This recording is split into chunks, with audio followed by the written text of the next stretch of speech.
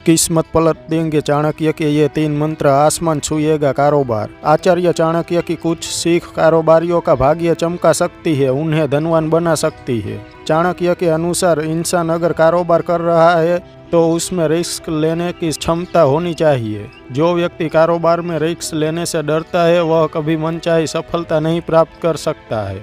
इसलिए ही कहा जाता है कि कारोबार करने के लिए कड़े और दूरदर्शी फैसलों की ज़रूरत होती है।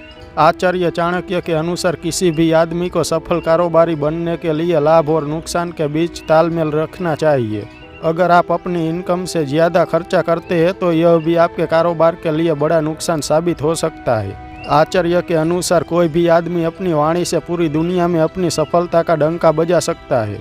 इसलिए चाणक्य कहते हैं कि इंसान को मीठी वाणी रखनी चाहिए, स्वभाव हमेशा विनम्र रखना चाहिए। अगर किसी इंसान यह गुण अपने अंदर पैदा कर लिया तो वह हर कार्य में सफल हो सकता है। आचार्य चाणक्य कहते हैं कि अगर आप कोई बिजनेस करना चाहते हैं तो आपको उस बिजनेस करने के लिए पूरी माहिती होनी चाहिए।